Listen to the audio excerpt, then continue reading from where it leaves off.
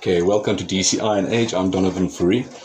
Today we're going to be making a fire pit similar to the one in the background, slightly different. It's going to be slightly larger base, and it's going to be a little bit longer, and the tops are going to curl over, have a bit of a scroll, like a bend over it. You'll see obviously the final product, what it looks like. What I'm going to be doing is using, for the sides, it'll be 16 pieces of 20mm flat bar by 5mm thick, and the legs will be about a 720. I'm going to allow for an extra 100mm just because the legs are going to have a curl on the top and the bottom, so for it to line up properly your legs will obviously be slightly longer, and just to allow for the extra curl on each one. The opening ring will be 400mm diameter, and then the base ring will be a 300mm diameter. To get your diameters, it's very simple to go onto Google and just search a circumference calculator. You can type in the measurements that you're going to be using, whether you're using metric or imperial measurements. You just type it in, and I'm needing a diameter of 400 mils. Type it in as a diameter, and it'll tell you what the basically the circumference will be, which will be the length of the piece of metal you'll be needing, and you'll see it'll be roughly about a 1.250. You do the same for the 300mm, it'll tell you it's about a 950mm. So it's fairly straightforward and easy. You don't have to do any calculations really on your own, and you just go type it in. It's as easy as that. Now for the base ring, like I mentioned, I need a 950mm. Now unfortunately I don't have a solid 950mm. I've got a 450mm piece and a 620mm piece, which I've had to use on other fire pits. So all I'll do is I'll weld the two of them together. You won't see the joint because what I would do is where I put the sides onto the fire pit, I would obviously make sure that one of them or the legs would join up with where this joint is, and it'll camouflage it within the joint or the weld on that side. So there is ways and means of hiding it, but being a handmade fire pit, I think I have mentioned before that they are very forgiving when it comes to your clients getting a handmade item. They don't mind a couple of little imperfections and blemishes, but obviously you want to try and keep them as limited as possible and try and keep the item as neat as possible. Okay, so there I've welded the 450 piece and the 620 piece together to give me my 950, which is going to make up my base ring. Obviously, if you want the weld to be neater, you can grind it down, get it smoother. I don't do that purely because on my final product I don't paint it. I'm going to be giving it a coat of old car oil to give it the black look and just to help protect the metal to a certain degree. And once obviously the more grinding marks that are on it, it's going to be more difficult to hide that because the oil's not really going to cover it. If I was painting it, it would obviously hide the grinding marks, so therefore I try and keep the grinding to a minimum, just so that we don't have all those marks all over the final product. And then I'm going to go ahead and bend this 950mm piece into a ring, which will then give me, like I say, about a 300mm diameter, give or take, maybe a 300.5. And I'm going to use the benders, the two pins on the corner of my table, as I always do. As mentioned before, I do have the bender on that side. I have a plate bender at the back, and I have a scroll bender down there on the floor, so I could use a scroll bender for most of my things, which I'll probably use at some stage when I'm doing my gardening ornaments. They seem to like the more ornate scrolls and tools and quills and the more detail in those sort of things. But for the purpose of this video, I'm just going to use the corner, my 20 or 25mm piece of round bar welded on there, my 10mm piece of round bar. I do majority of my bending around there. For me, it just makes my life easier, it's just simpler, because I don't have to set up a piece of equipment to go and use it. I just use the leverage and body weight to bend around there, and it works perfectly well for me. Let's see what happens.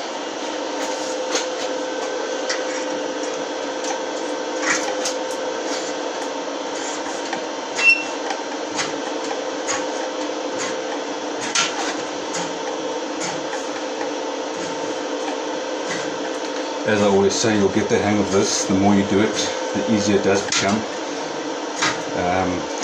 Majority of it is just muscle memory. You feel straight away if you've overbent it, and you can always go back and fix it. I just give it a general bend to get the shape, and then once I've got it as round as possible on the first bend or so, then I go back and I start looking for flat spots, and then I do my final measurement on it just to make sure that it's as close to the 300mm that I want, and then it's good to go. It's pretty easy and straightforward. And as I've always mentioned, this is just to also just guide the people, help guys that don't have all the right equipment, they haven't built themselves up to that sort of part of their life yet, or their workshop hasn't quite got the right benders and so on. If you've got a bending point like this, where you can just weld two pieces of round bar together, you can pretty much make anything. Like I also said before, that's pretty much where I started off, around this, and I've managed to build up to get other equipment which I don't even actually use as much as what I still use Old Faithful over here.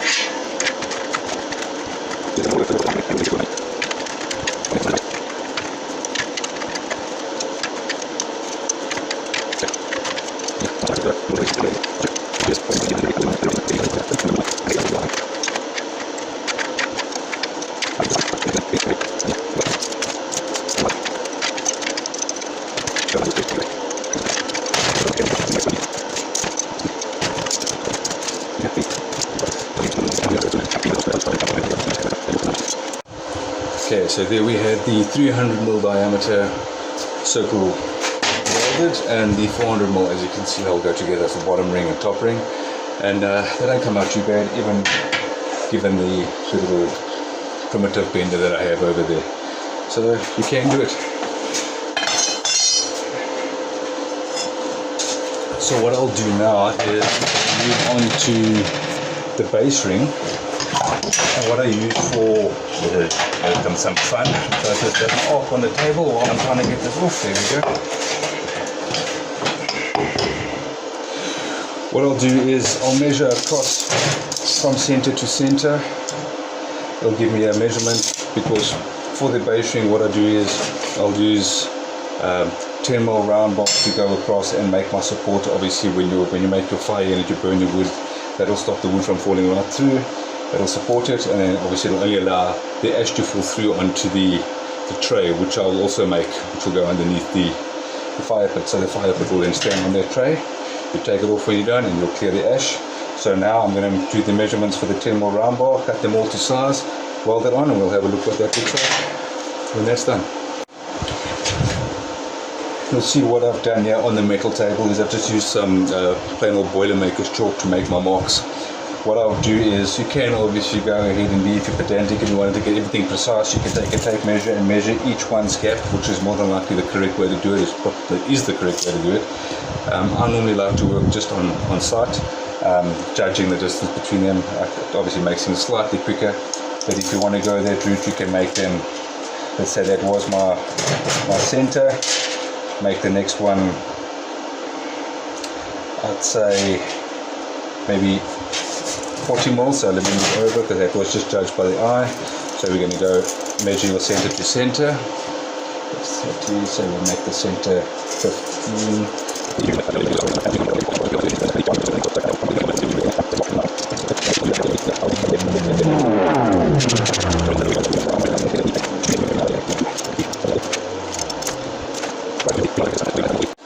Alright, so I've gone ahead and I've cut all the pieces of 10mm round bar to the correct sizes, the lengths. You see I've placed them in here to get an idea, make sure they're all fitting 100%, and then I'm going to go and tack them all together. What I'll do is I'll take the first side, make sure that they're not going to move, I'll turn it over, give it a proper weld from the other side, and then I'll just come back and check it, make sure that it's welded correctly on this side. Because this is the base of the fire pit, you don't want to have any weak points on the round bar. When you're packing wood in here and it's having a bit of heat and you've got the weight of the wood and that on, you don't want it to collapse and everything falls out, because that could be a little bit of a disaster.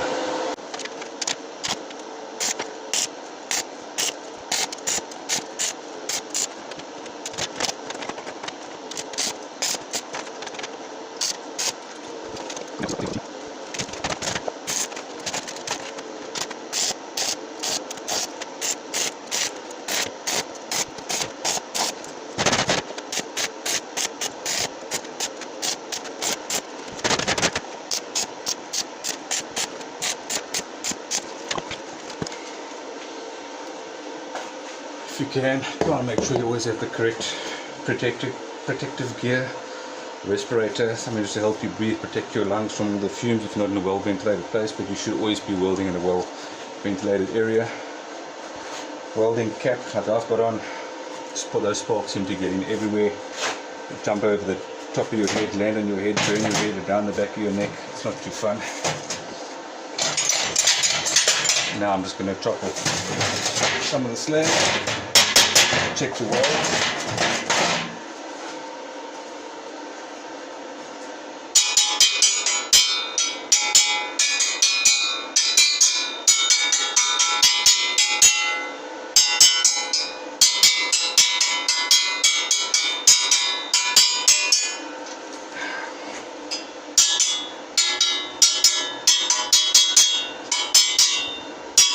A word of advice when doing this, you'll see, well, I don't have my safety glasses on, but I would recommend using your safety glasses when doing this, because these pieces of slag can jump up and hit you in the eye, and more often than none, they actually do. It's like they aim for your eye.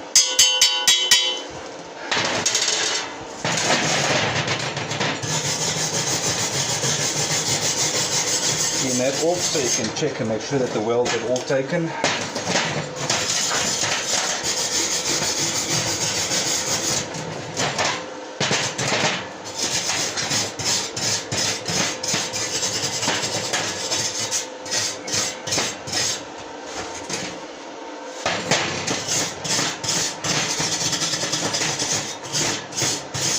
Okay, they look pretty strong. That's good. I'm happy with that.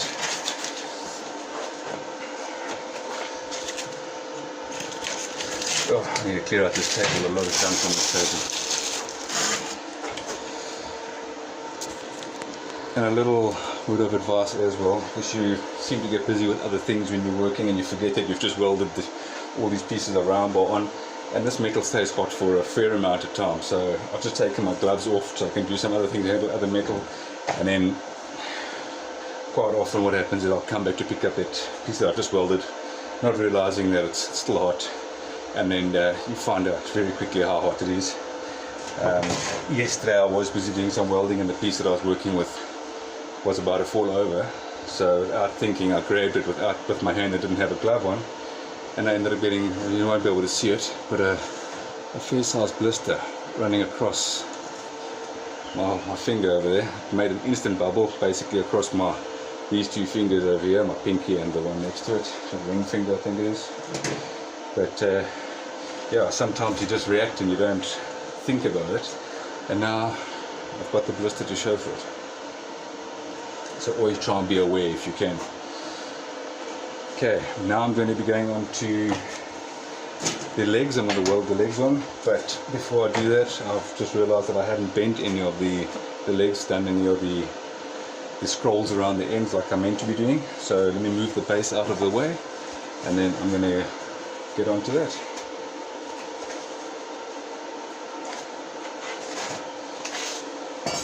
Yep, it was still hot and there was a hole in my glove, and I found it right on the blister I had yesterday.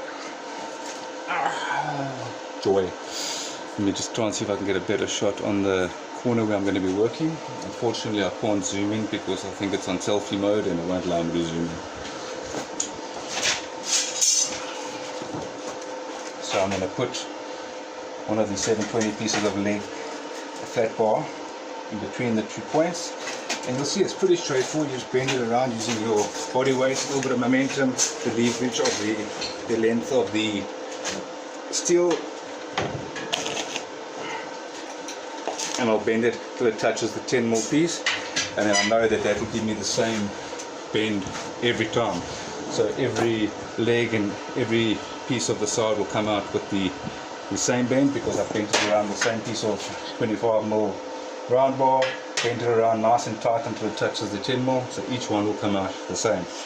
The only way it won't come out the same is if you don't keep the bend nice and tight around the 25mm round bar on each one of them. In other words, you're not paying attention, you let it slack off, then it will come out slightly bigger, or which will also result in then the length of the leg not being the same. So you'll see I'll put this one down there, and then I'll put the next one next to it and give me an idea if they all came out the same, and if this quill was tight in all of them.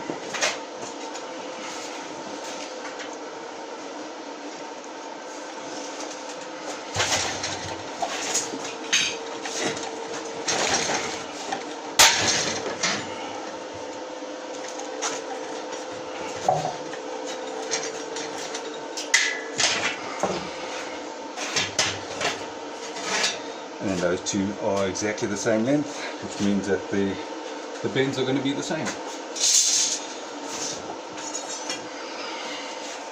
What I'm going to do is going to take this jacket of mine off, and the reason why I wear the jacket is for when I'm welding, I try and, if I don't have a long pair of gloves around with me at the point, I'll put the jacket on, because I tend to get burnt, almost like a sunburn on the inside of your arms, and that's quite annoying and irritating. But now the jacket seems to be getting in my way when I'm trying to do the bending, so I'll give it another try.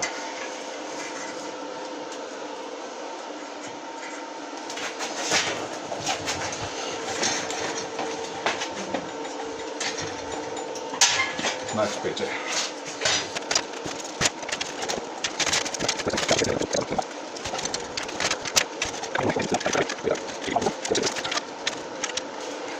I actually see now that my 10mm round bar is coming loose from all the excessive work. It's been done a lot of work, and we try and weld that back on. Bit of gentle manipulation there.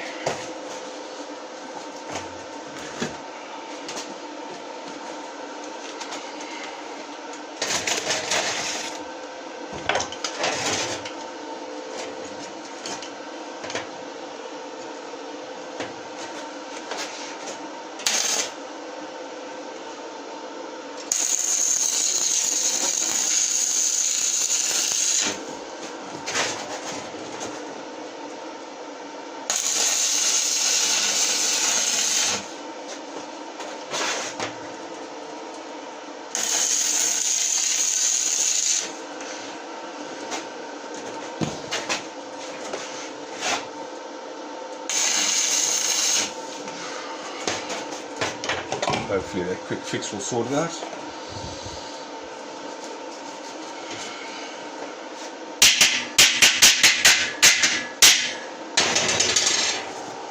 Go back and try that again. Now remember, that's hot.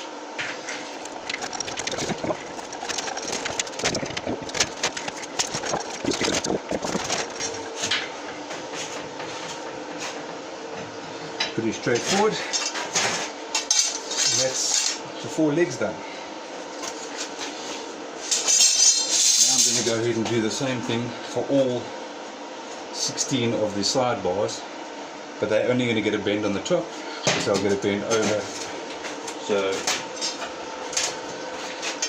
the one leg will stand like that, the ring will be there, I'll bend the top over, that'll be the sides all the way around, and then it should line up with the ring over that. Quite a nice finished product. So then we go ahead and start the sides.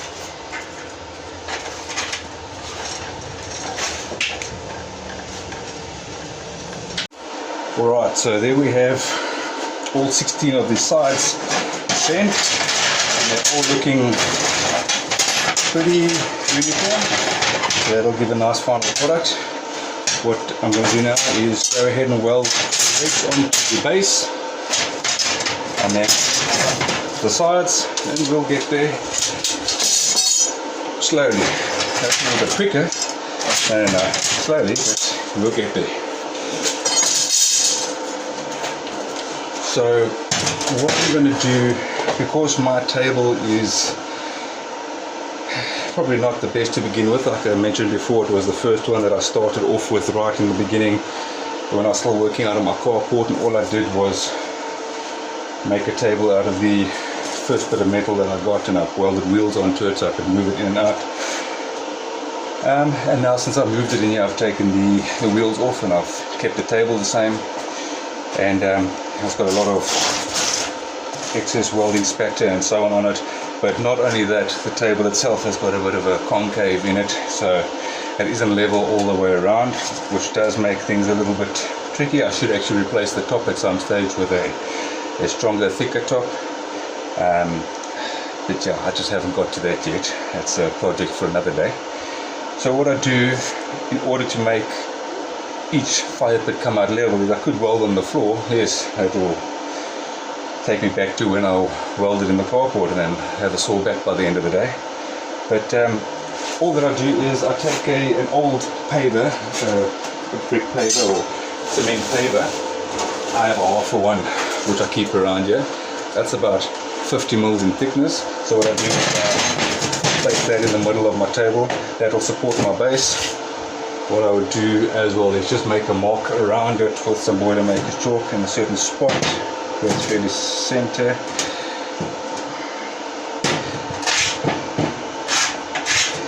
Just so that I know I'm keeping my paver in the same place every time, that I'm not moving it around, because obviously it will affect the height of the table being a little bit off.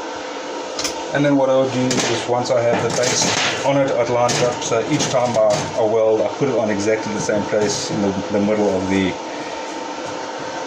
paver, and I'll weld the leg on either this side, or I'll stick to the same side when welding the leg on. I won't weld this one, then this one, and that one, because it'll come out uneven. So I'll make sure I weld, say for instance, the leg on this side, I'll turn it around, I'll weld the next leg on the same side, because then I know that height from the paver will always be the same. As mentioned, you just got to work with what you have, unless you're one of these professional artisans or these sponsored guys that have got a workshop set up at home that has every tool you can possibly think of, the best state-of-the-art equipment. I have watched one guy that I know I was really impressed with his workshop. He had every tool imaginable, but he's obviously got some sort of a qualification behind his name, I would imagine. And he's been doing it for quite a while. Very nice shiny silver table. It's got like a grid of holes, I would imagine 10 mil or 12 mil holes all across this table. Each one's been individually threaded, and which allows for him to, any piece of equipment that he has, he can just take it off the table, bolt it back onto the table as he needs, and it lines up with all those little holes, which is an absolutely amazing setup. But I'm not there. I don't know if I'll be there, if I'll ever get there, but just work with what you have, make do with what you have. That's what I'm doing, and it'll help you build up and get to things that you never had before. Just stick it out, persevere, we'll see what happens. Okay, so in the middle of that, let's get the helmet on. No. Let's get my lungs on first.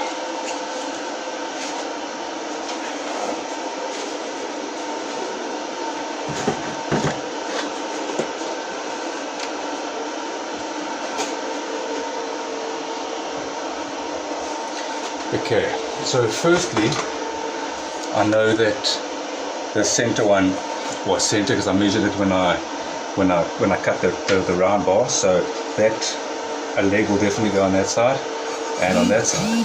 So now I need to find the center point on that side and that side, so that I know the legs are square across from each other. So I take from there to there is 30, 50.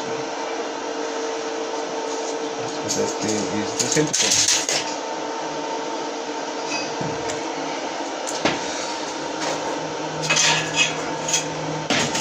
Can just judge. It's fairly simple to judge. I mean, you just take it across like that. You can measure each one's halfway and go across and see. And there goes an aeroplane now, which I've also explained. I live right next door to the airport, so every now and again we'll get a bit of background noise in the airport, the aeroplane taking off. That little aeroplane that we've put now, he takes off and lands a good couple of times during the day, because I think as a flight school where it's a pilot learning to fly, so he's got to do a certain amount of hours. So that little guy's up and down all day long, and then every now and again we have one of the larger commercial airlines that will take off here. If I do happen to hear one coming and I'm concentrating, I will try and get a clip of it coming past, because it's that close that you'll see it coming past. Okay, I'm going to take a square. It will give me the exact center, which is exactly where I marked it anyway, just by judging. So you don't need that, but obviously if you want to be precise, use the tools if you have them to your disposal.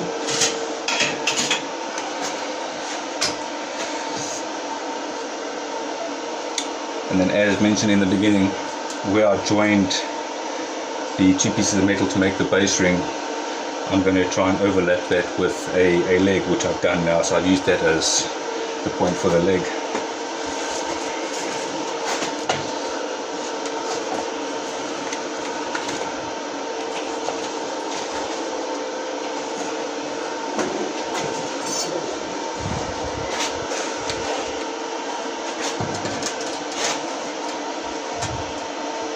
And try and pay attention when you're welding on as well. That's a little bit difficult when you're just holding it, you haven't clamped it on. Obviously you can clamp it on to keep it in place. I just normally go freehand. And the reason why I say pay attention is because once you put your helmet down, it gets a bit darker and you're trying to weld, you don't realize that sometimes you do this where you turn it that way, and then once you've welded it on, your leg comes out askew. So try and be aware of that at all times.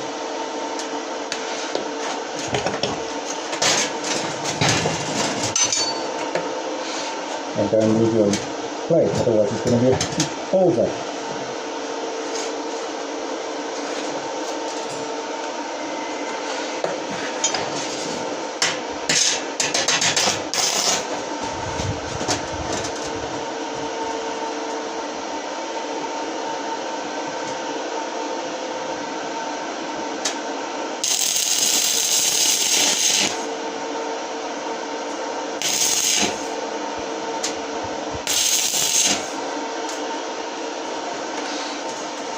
Okay.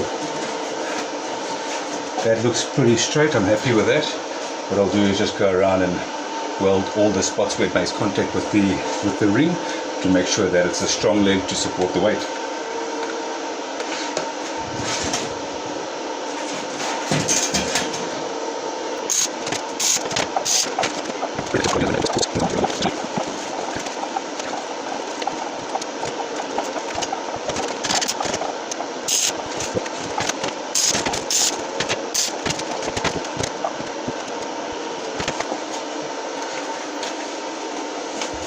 Okay, now this does pose a bit of a problem with this table being uneven, because without a doubt, the moment I start welding, it's going to tilt, and then it means it won't be level. So I think I'm going to go find myself another half table or something in there just to put it on the air to make sure it stays level, that it supports, and I'll be right there. Okay, so I used another half of a paver to support that side while I welded that leg on. Obviously I don't need that support anymore because the leg is now there to support itself. And I'm going along here and I'm going to put the final leg on.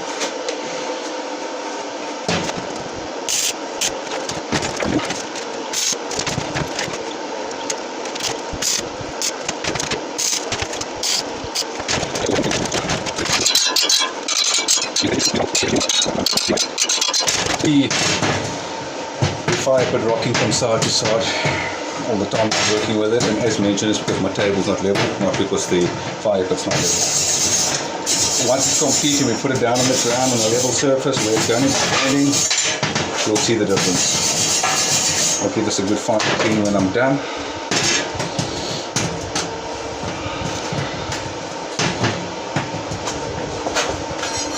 Now the 400mm ring that I made is going to be the top ring, which will go over, and obviously the legs would have to meet up with it and support it, so I'm going to need to bend the legs up slightly so that they can make contact with the ring all the way around. And then it will be a little bit tricky because now you have to make sure that you bend each one the same angle out as the other, but once you've done it and you've got the ring around, before you weld it and secure it on, you stand it and you take a walk around and you can actually see, just by judging with your eye, if it's asymmetrical or not. I've welded all 4 of the legs on, as you can see, they're all secure. I'm not going to go around and neaten up each one's weld right now. I'll wait till to the end, and once I've got all of them on, I'll go around and neaten them all up just before the final process. Now I'm going to be putting the legs on. What I would need to do is make sure that they're all evenly spaced. So in between, not the legs, the sides. So once the or basically between each of the legs, I need to have, there's 16 altogether, so there's going to be 4 in each space. Now what I would do is I'd work out, I'd make marks on here as to where each leg's going to go, because obviously when the helmet's down, you start misjudging and you can't see exactly. So if you've got the white lines there, you make sure that you just trust your measurements from the beginning, make sure your sides are on those lines, and it'll come out spot on in the end. Now to get your spacing, you don't divide it by 4 because there's 4 sides, you divide it by 5 because there's 5 spaces. So I'm going to get the markings on here so I can have all my sides evenly spaced. I'm just trying to find a piece of Boilermakers chalk. There we go.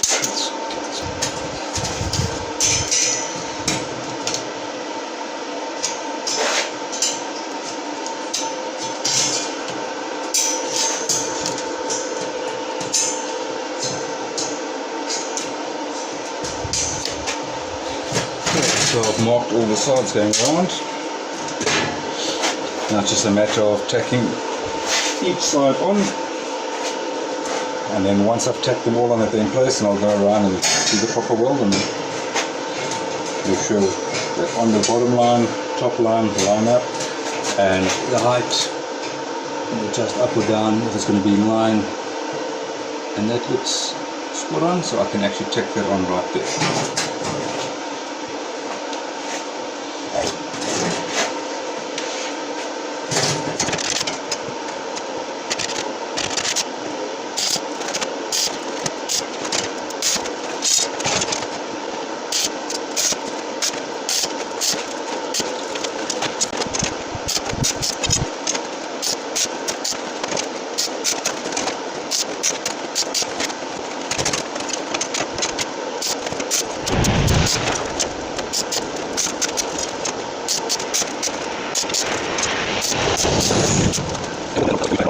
The welds are on and secure, and then it's almost done.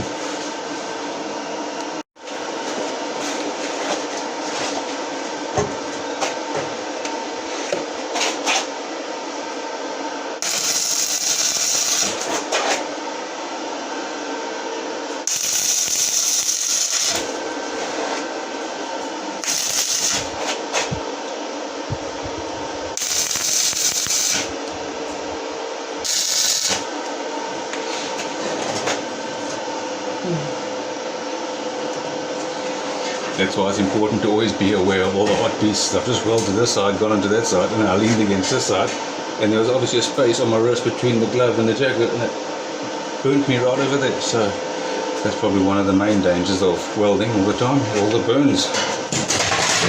Fantastic. So just in case you think about sleeping while you're trying to weld, just dozing off, believe me, you'll be woken up very quickly.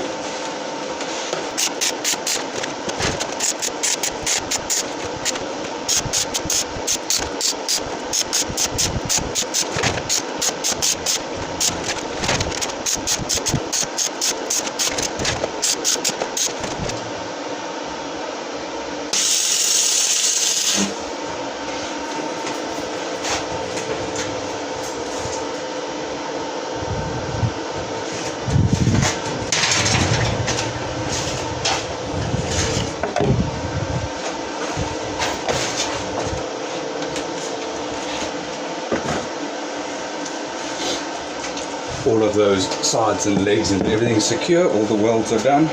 Now it's just a matter of going around and cleaning off the extra slag, scraping with the wire brush, checking all the welds, make sure they're all taken well, and otherwise that will be it. And then making the tray and giving it the last final coat of oil. Oh, hot, forget hot. Okay. Not too. I need to get a new pair of gloves, ones that don't have holes in. What I have here is a piece of 2mm flat plate, which I'm now going to use to make the tray. This is I've measured it 540 by 540 because I want to turn the lips up 20mm either way, so it'll be a 500 by 500 tray. But it's going to have a little lip on either side of 20mm. So what I'm going to do is, I have the 20mm flat bar here, so I know that's 20 mils. I don't have to measure 20 mils around. All I need to do is put it on its side here from edge to edge and draw the line, and that'll give me my 20 mils. Obviously out a little bit given the thickness of the Boilermakers chalk, but that's exactly where I need it to be, so I'm happy with that. It's fine. What I'll do is, you see the corners crisscross, because those corners are going to be cut out. Wherever those lines overlap, those little corners are going to be cut out in order to be folded on the sheet bender to make the edges, so those will fold up 90 and meet at the corner. We'll see on the tray when it's done. Now, before I had the sheet metal bender, I used to do this the same way, but with a lot more effort, because I used to cut it out exactly what I'm doing now, but then along the lines that I'm drawing, I used to score. I'd have to score it with a grinder and then bend it with a pliers to get it up, and then knock it down, bend it over with this 4-pound hammer that I'm using at the moment. So it was a lot more tedious, a lot more labor intensive, drained me a lot more with energy, a lot more time consuming. So the sheet metal bender has definitely made my life a lot easier. Alright, I'm going to go and cut these corners out and then come back and bend the tray on the sheet bender.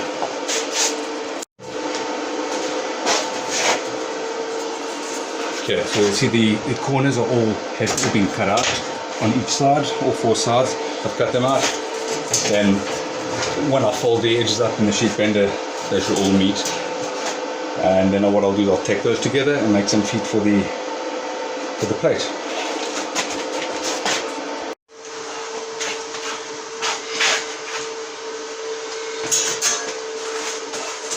I'm going to slot this in underneath the brake. What I've done is, I don't think you're going to see it on the video, is this comes as a solid plate, so it doesn't allow you to really make a box. It now allows you to bend 2 sides up. So I've cut a notch in this side and a notch in this side where I would normally make my trays to that size.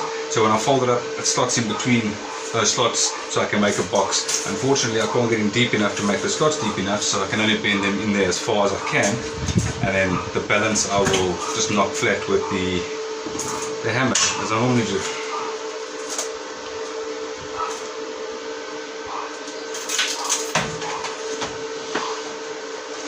The only thing I don't really like about this specific machine is the handles are all the way down there, so I need to get underneath it to reach the handles and then bend through.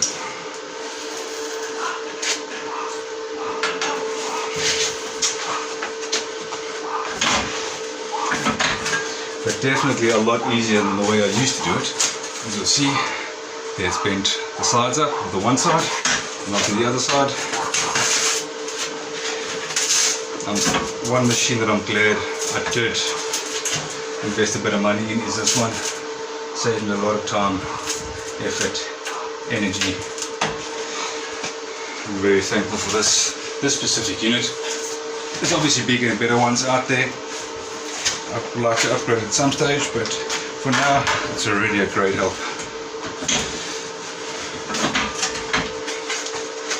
And there we have the 2 sides. And I'll go for the final ends, which won't bend all the way, but like I say, I'll just try and persuade them with a hammer.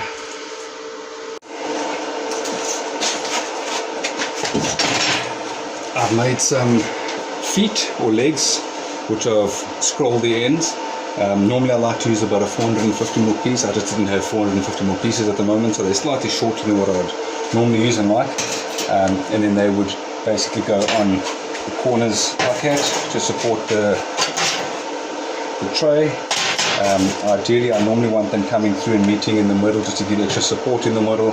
That's why I need the longer ones. All that it would do is that mean that piece is longer. It still look the same, it's just going to be slightly longer here, and they normally meet over there. And then I'll just take a straight piece of anything really. If you've got a straight plank or piece of wood or piece of metal, this is just the bottom aluminium strip from a sliding door. I'll go from corner to corner.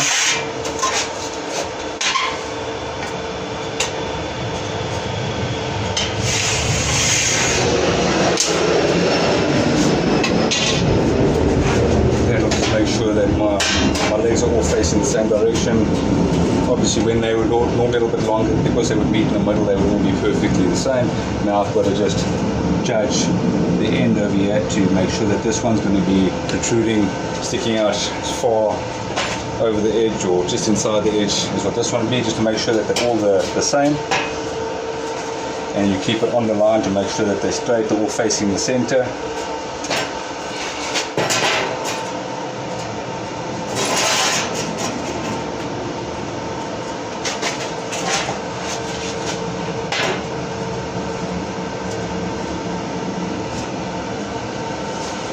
Now I can go ahead and tack them in place.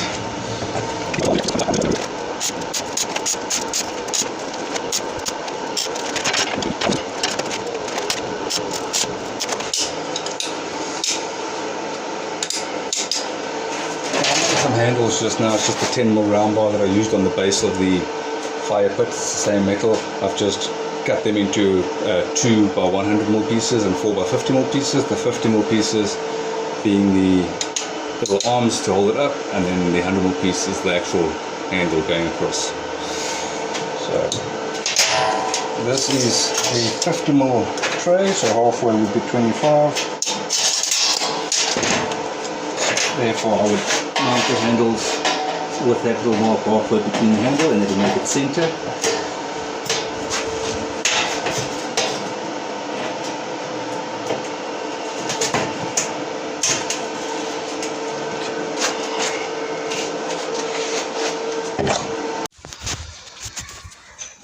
And then there we have the final product after it's had the oil coating put onto it.